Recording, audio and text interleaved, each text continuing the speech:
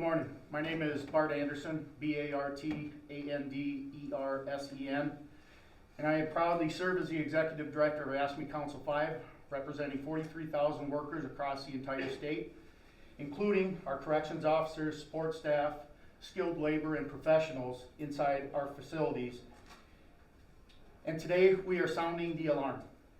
The proposed state budget agreement that includes the closure of Stillwater Correctional Facility is not only short-sighted, it's downright dangerous, disruptive, and deeply disrespectful to the workers that keep the community safe and the inmates safe. Governor Walz, Speaker Damon, Leader Hortman, and Majority Leader Murphy, this is your moment. We urge you to halt this reckless deal and remove the closure of Stillwater from this agreement immediately, and come to the table with creative funding solutions rather than cuts and potential layoffs of public safety professionals. Because I would ask, have any of those leaders and lawmakers been in our facilities? Have they been inside the secured perimeter? Have they talked to our corrections officers and all of our staff that are going to be affected by a closure of a correctional facility? Because I have.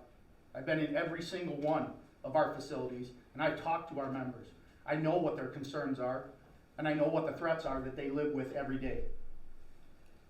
And Commissioner Schnell, we ask you directly, when will you finally stand up and demand and defend the frontline workers that are your employees?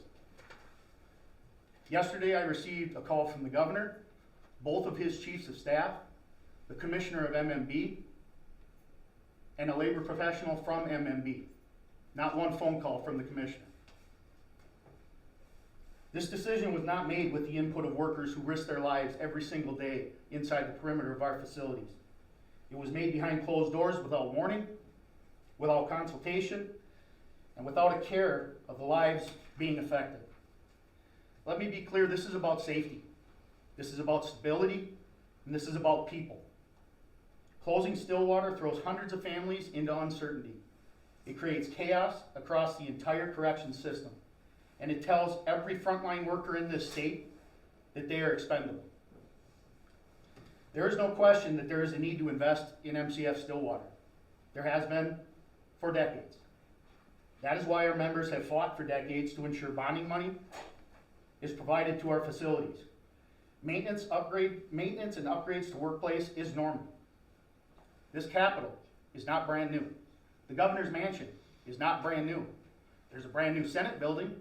There was capital investments to make sure all those facilities are up and running and upgraded and renovated and maintained. Why can't that happen with Stillwater? ASME Council 5 will not stand quietly while lawmakers use workers as bargaining chips. We demand a halt to this closure and to have a real public conversation about the future of corrections in Minnesota. Thank you.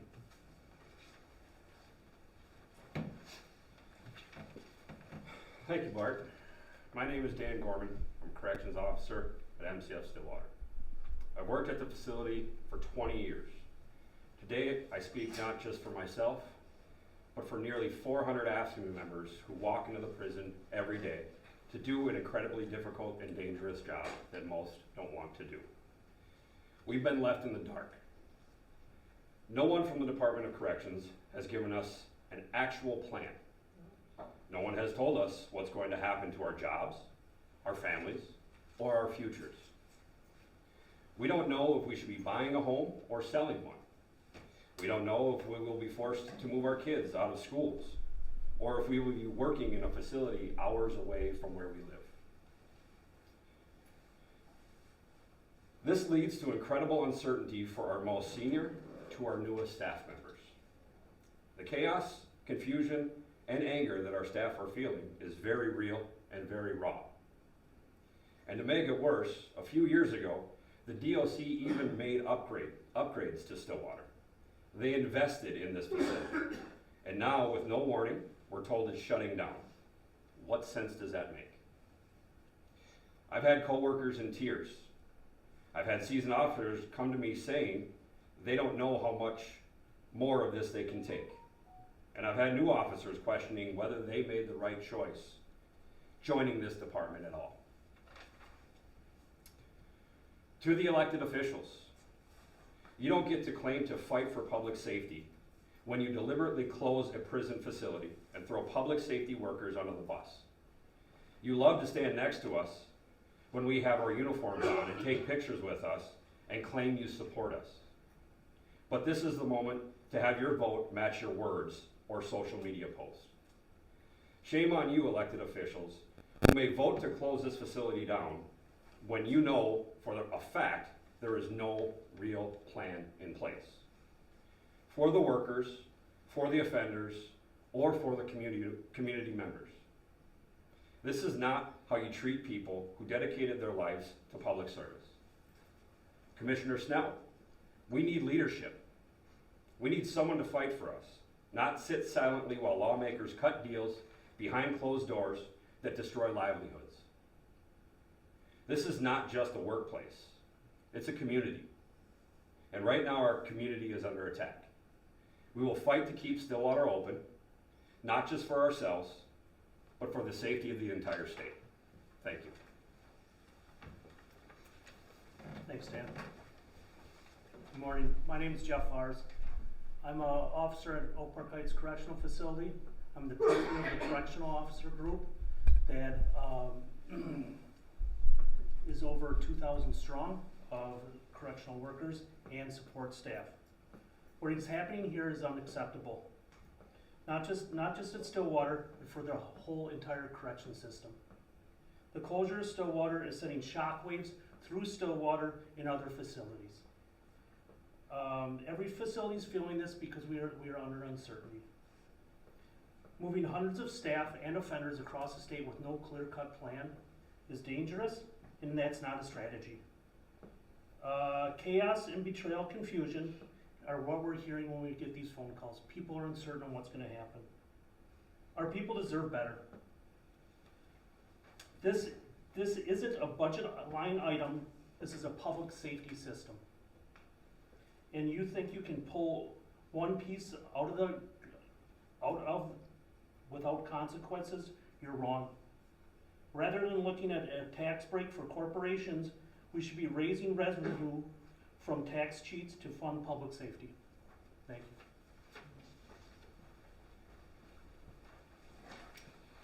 Good morning, everyone. I am Megan Dayton. I'm the president of MAPE. We represent caseworkers, other staff people in the Stillwater Correctional Facility and other correctional facilities across the state. I first want to acknowledge our union partners, including AFSCME, and I want to thank all of them for another opportunity to stand in solidarity together. We are here today because the decision to close the Stillwater prison is being made again behind closed doors, without engaging with the workers who are going to bear the responsibility for doing the work and the consequences of this unilateral decision. We are deeply disappointed that this decision was made unilaterally with no meaningful consultation from the administration or from legislative leadership. It disregards not just the people who work in these facilities, but also the broader public who deserves transparency and accountability in these big decisions.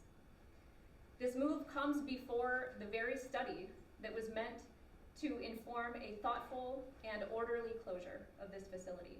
That study was supposed to guide legislative decision-making, not trail behind it. And now it's going to be conducted after incarcerated individuals are already being moved. That is not planning, that is scrambling. We have seen no bill language. We have seen no protections for staff. We have no clarity at all about staffing during this transition. We have no commitment on fair compensation or placement for workers who might not be able to transfer. So we at MAPE have some serious questions, and we have some serious concerns as well about the impacts that this is going to have on safety, and then again, safety for both the employees and for the incarcerated people in these facilities, especially because other facilities are going to have to absorb increased populations.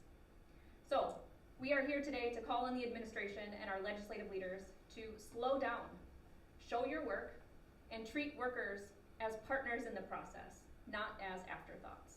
Thank you. And I'll take questions.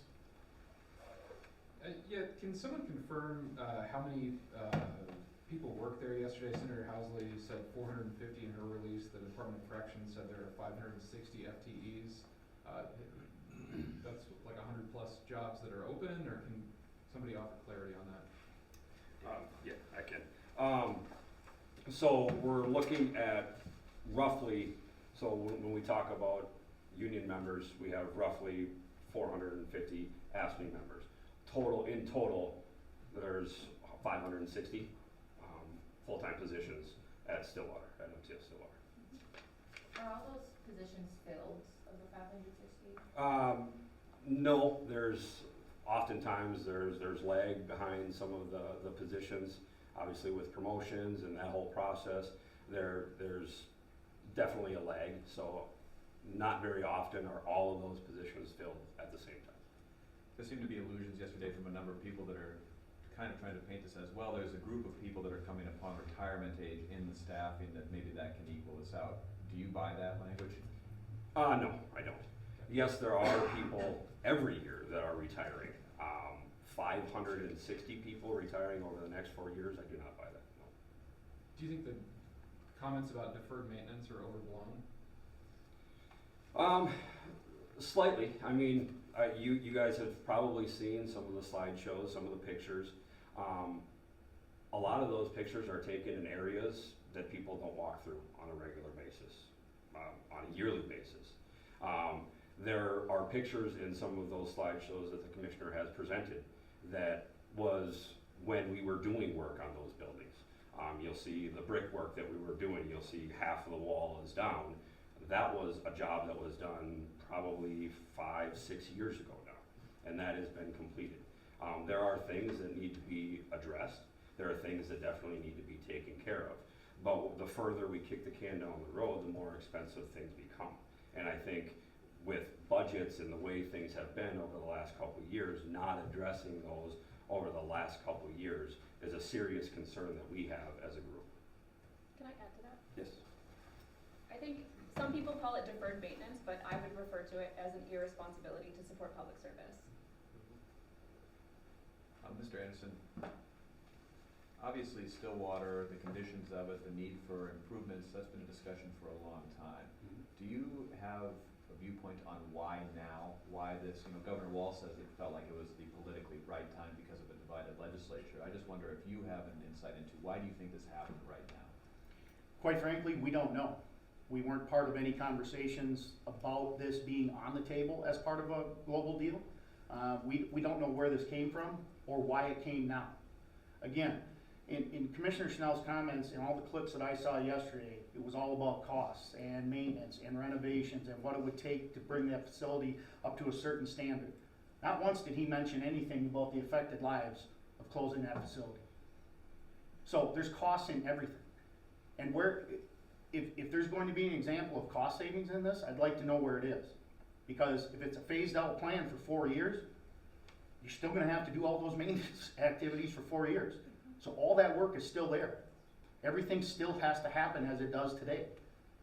When the plumbing goes out at the governor's mansion, it has to get fixed. Same thing at Stillwater or any facility. So. Is there a part of this that's a larger conversation about a lack of investment in prison facilities throughout the state? I think there should be. Would you have to, sorry, go ahead. So just to be clear, you guys found out about it when the rest of us found out about this? Yep. Shortly before the press conference started is when we were notified. 9:30 yesterday morning. How does that make you feel that you found out just hours before we all did? Once again, completely disrespected and out of the process. We've said this in a lot of different conferences and a lot of different events. If you're not at the table, you're on the menu. We were not at the table. You see what happened. Schnell said there's room in other facilities. Is there, or would capacity need to be added for? We would like to know where that space is. Dan, you want to touch on it? Yeah, so we have roughly, our population is about 1,200 offenders. If there are 1,200 beds within the Minnesota Department of Corrections, we would like to see where those are, absolutely. How do you think this will impact other facilities taking in more people if there just quite frankly isn't room? Personally, I feel it will make other facilities more dangerous. Not a lot of people want to think that Stillwater is a way of life. Stillwater is a community, not just for the workers, but for the offender population as well. We are a level 4 facility. We house some of the most dangerous offenders in the state. You know, murder, assault, domestic assault, and CSC, those are our top 3 crimes that we have in Stillwater Prison today. Now you start sending those to other facilities, overpopulating those facilities, because again, we don't know where those 1,200, 1,250 beds are that the commissioner speaks of. You start overcrowding these other institutions, it makes it very dangerous for the inmate population and for the staff that work in those facilities. Can I elaborate? I think what we've been told in the brief conversations that we have had is that part of this plan is reliant on MRRA, which is an early release program. So it's not just filling beds in other places, it's letting offenders out early. And that is part of how this plan, how they think this plan will be successful. How would you guys describe the current state of the prison? We kind of heard them say yesterday it's just not safe really anymore for the inmates and for staff. I would like to know who is saying that, because they're not the ones that are working there. You know, are there dangers in working at the job? Absolutely. That's at every facility. You know, some speak of, you know, the safety and security. We have asked in the past for low-cost safety improvements, and they have not, they've been ignored. They have not been met. We've asked for radios to upgrade our communication system so we can communicate with one another. Falls on deaf ears. We don't want to invest the money into our communication systems. We've asked for fencing on our top 2 tiers so that the inmate population doesn't have an opportunity to either jump or get thrown off of those tiers, so they don't risk that fall. Again, those have gone ignored. We've asked for low cost improvements to our facilities, and for years they have been ignored. So in that way, when they start saying things like, oh, it's gonna cost $1.3 billion, it kind of paints a picture of this is an insurmountable problem. You're saying there are more targeted ways that you can keep a facility safe. Correct. Correct. Imagine like staff morale might, obviously isn't really great right now. Have you guys been given any indication if staff will be able to move to other facilities? I know they're probably not closed. Nope, we have not as of yet, and that is a process that if there was a plan in place to do these things, that we would be able to work through in order to make sure that the least amount of people are affected by this, whether that's allowing other people to work at other facilities. But again, when you start taking other people from the Stillwater facility and moving them into other facilities, you are now displacing other staff members. And that's just something department-wide, obviously as a union and the solidarity, we're not looking to force other individuals out of a job just so we can keep ours. At the end of the day, those are conversations that need to be had. Those are long conversations that need to be had, something that's not going to happen overnight. That's why when we talk about needing a plan and being made aware of these things, which we were not, we could have avoided a lot of the rumors and a lot of things that are going to come in the next few weeks by having those answers before the questions are even asked. Have you been given any indication on what the timeline looks like? Commissioner Schnell said there hasn't even been sort of a firm understanding of like when the first inmate will be moved, or when, I mean, they talk about 4 years, but it seems like they're gonna try to start making this happen fairly quickly, but have they given you any idea of what that They have looks not. like? Yesterday at 9:30, we were told that over the next 2 to 3 years, we're going to reduce the population by half. And then in 4 years, we are gonna shut the doors and be closed completely. Those are the only timelines we've been given. But we are still taking in offenders from other institutions, TRVs, everything like that. They're still coming into our facility to this day, so we have not been given direction as to how it is to move forward. To Megan and Bart, this is now the second time in the last couple of months where I've covered a press conference where you've said that unions weren't at the table when a conversation was brought forward having to do with the or the return to office procedure. How would you say relationships are right now with the governor and unions? Not great. I think our entire mission as a union community is to have a seat at the table. And a call 10, 15 minutes before a press conference about decisions that are gonna impact our lives is not real partnership. I expect better from a party that represents us as labor, and I hope we can get back to that point. Yeah, I think this just adds to a straining relationship. You know, we've made it abundantly clear in the last meeting we had with the governor directly, that we need to be a partner. If we're gonna call ourselves partners, we need to be there. We need to have these conversations beforehand. I find it hard to believe that this chip that was put on the table at the 11th hour wasn't discussed thoroughly before it got put on the table. There had to have been very serious conversations about what could the impacts of this be. Did anybody think about that? Because if they would have asked us, we would have had a laundry list of concerns with doing something like this, so. What do you guys think the long-term impact will be of closing this facility down? Hard to say. It's very hard to say. I think public safety is of some concern. If MRRA and some of these programs are to go through and implement them immediately, you know, that was set up in order to make sure programming and things were done prior to the offender's release. If now those things are fast-tracked because we have a deadline of 4 years, I think public safety is a huge concern. Something Chanel said yesterday is that like DOCs across the country are kind of downsizing and consolidating, and he said it was more cost effective to consolidate and then build capacity at other facilities. Do you think that's an effective way to kind of run corrections? I don't, and the only reason why I say that is because when you run facilities at a max capacity and you have individuals on top of each other, that is no way for anyone to live. So now when you go forward and you decide that maybe we have a couple empty beds here, a couple empty beds there, now we're going to fill them, how do you move that population around? You know, there are levels for a reason. There are some, you know, level 1s through all the way through level 5s. You know, and where do you put these individuals if bed space is limited to non-existent? Can I add on to Yep. that? If the question is consolidating space in a Department of Corrections at the state level, we have chronically underfunded this agency for years. So we have no promises that in moving people to different facilities or consolidating, we're actually going to invest in those programs. It's really just, it appears to be a cost savings measure right now.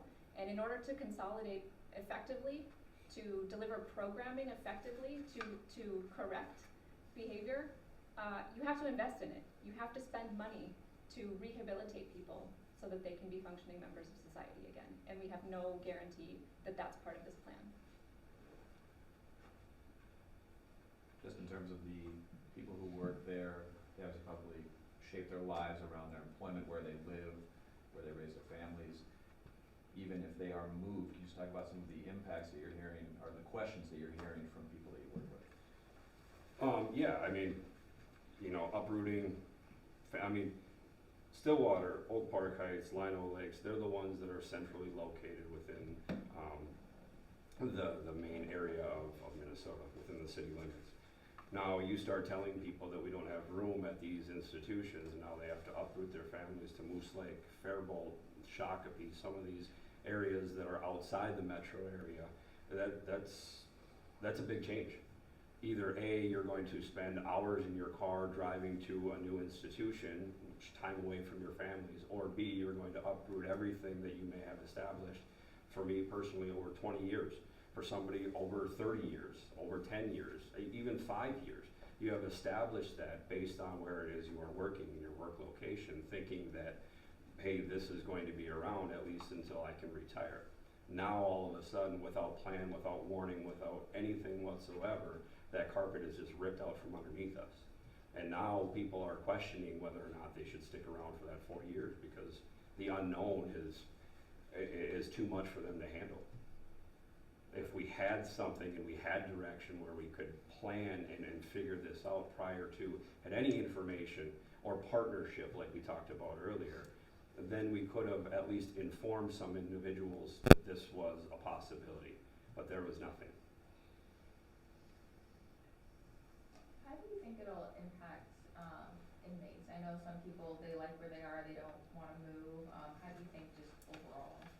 Negatively, I really do. Like I said earlier, Stillwater is a way of life, not just to the officers, but to the offenders as well.